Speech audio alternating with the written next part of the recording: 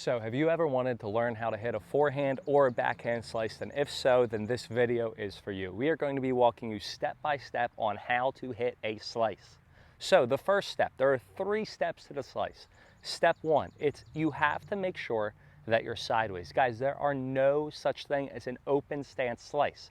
If you hit the ball while you're not turned, it's not going to work. Step 1 is you need to be sideways. So step 1, again, I turn sideways when I hit.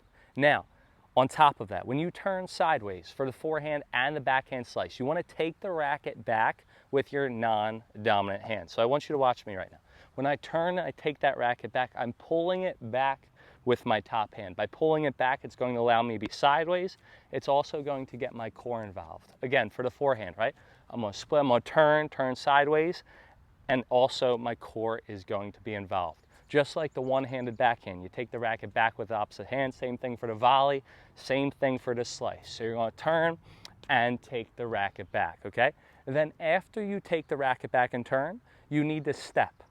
So for the forehand slice, if you're a right-handed player, you're going to step with your left foot.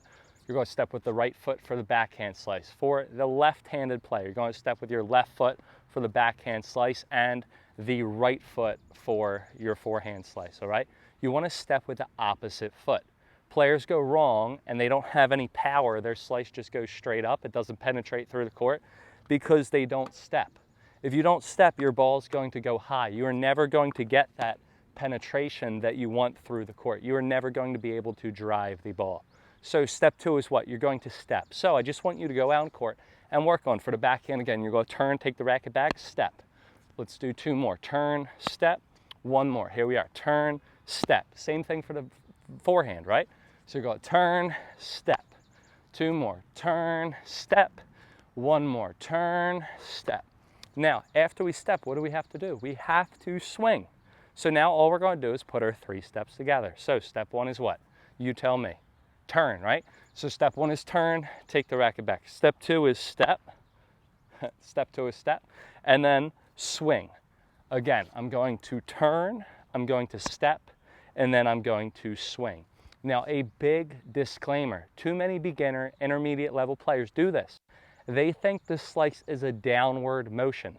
You start high, you swing down. No, the slice is a forward motion. You want to swing forward. You don't want to swing up. The ball's going to go super long. And you don't want to swing down. You don't want to chop the ball. You want to swing forward. Watch, when I turn, step, swing, you see my racket goes forward. I carry the ball.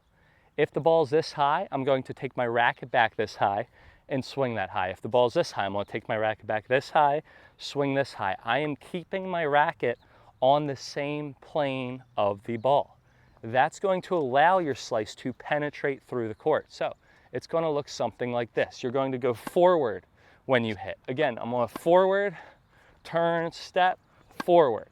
What I'm not going to do again is I'm not going to chop down. I'm not going to chop up. Now, if you're like, Tyler, I have trouble doing that, right?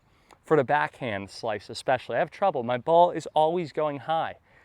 If your ball is always going high for the backhand slice, I want you to check something. And look, it's my non-dominant hand. If my ball is going high all the time, 9 times out of 10, I hope that doesn't go over, 1 more, is look where my non-dominant hand's, it's down. By pushing my non-dominant hand down, it's going to force my body to go up. If I push my non-dominant hand up, or if I take it up, my slice is going to go down. So I want to make sure I go forward and push this non-dominant arm straight back. By pushing this non-dominant arm straight back, it ensures that I get that proper swing path every single time. So again, I want to push my non-dominant arm straight back. See how I'm facing it towards the camera? Not up here, not down here. Same thing for the forehand, okay? I don't push my non-dominant arm back, right? But I'm going to swing forward and carry the ball. 2 more. Forward and carry the ball. 1 more. I want you to think for your slice. I want you to think that you're keeping your stroke compact. It's not super long, it's compact, right? So another big thing where players go wrong is that they hit their slice and then they carry their racket everywhere. Same thing for the forehand. They slice and it goes everywhere. The racket's traveling so much. No, you want to keep it compact. A great tip to do so is watch this. Once I'm done, I want you to watch where my racket ends up. 2 more. where does my racket end up? It ends up forward. It ends up pointing forward to the court. You see how the tip of the racket's forward to the court? So I want you to make sure that your racket, once it's done, the tip of the racket is pointing forward towards the court.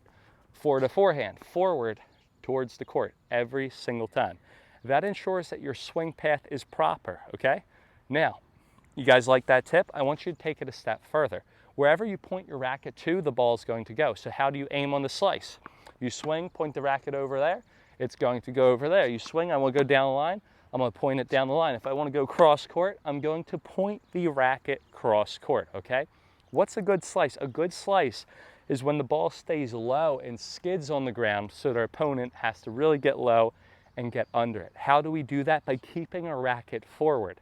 That is how you are going to get that good slice on the ball. You don't want to make it super long and swing up or down. It's going to be inconsistent. So I hope you guys enjoyed this video. Let's just review real quick. So what is step one? Step one is I want you to what? I want you to turn. Step two is I want you to step into the ball. And step three, I want you to swing and keep your racket forward. If you guys can do these 3 steps with your slice for your forehand and your backhand, you guys will be able to do really well, use the slice effectively, and play better tennis. If you guys have any questions or comments below, please let me know. Have a good one, guys, and happy hitting.